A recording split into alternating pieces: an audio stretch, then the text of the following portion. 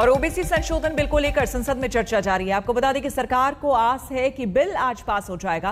विपक्ष भी साथ है, लेकिन चर्चा को लेकर उसके सख्त तेवर हैं। चर्चा शुरू होने से पहले आज संसद में हंगामा हुआ और स्पीकर ने सख्त लहजे में ऐसा करने वाले सांसदों को ताकीद भी की। लेकिन चर्चा शुरू हुई तो नेता विपक्ष अधीर रंजन चौधरी ने पेगासस समेत कई मुद्दों का जिक्र कर सवाल उठाए। Bill 2021 and the Central Universities Amendment Bill 2021 as passed by Lok Sabha. And I have also to report that Rajya Sabha has no recommendation to make to Lok Sabha in regard to taxation law Amendment Bill 2021.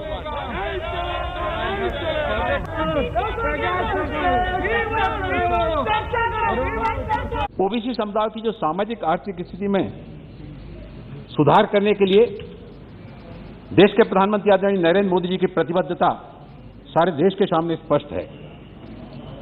माननीय प्रधानमंत्री नरेंद्र मोदी जी ने इस दिशा में कई ऐतिहासिक कदम उठाए हैं। जो पिछले दिनों ओबीसी के कल्याण के लिए जो निर्णय लिए गए, उसके कारण से ओबीसी के समुदाय में एक विश्वास का भाव जागृत हुआ है।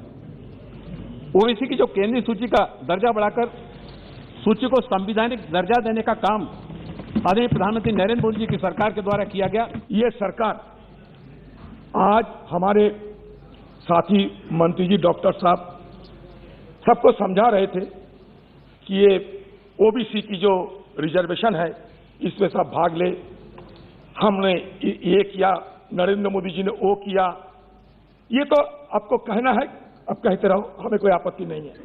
लेकिन बात यह है, ये नौबत क्यों आई? आज ये संविधान संशोधन करने की है, ये नौबत क्यों आई? आप एक बार इस विषय पे सोचे हैं? आज एक बहुत ही ऐतिहासिक दिन है और हम ऐसे महत्वपूर्ण संशोधन विधेयक पर यहां पर चर्चा कर रहे हैं जो सामाजिक और शैक्षिक रूप से पिछड़े वर्गों के कल्याण के लिए प्रावधान करने के जो राज्य के अधिकार हैं उसका सम्मान करने वाले संघीय ढांचे को बहाल करने के लिए। संविधान के जब पिछले बार 102वां संशोधन हुआ, उस 102वें संशोधन में राज्यों के अधिकार को जो है ना वो हटा दिया गया था।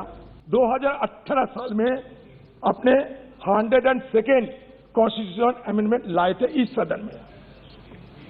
हाँ, ओबीसी की कमीशन आपने बनाया।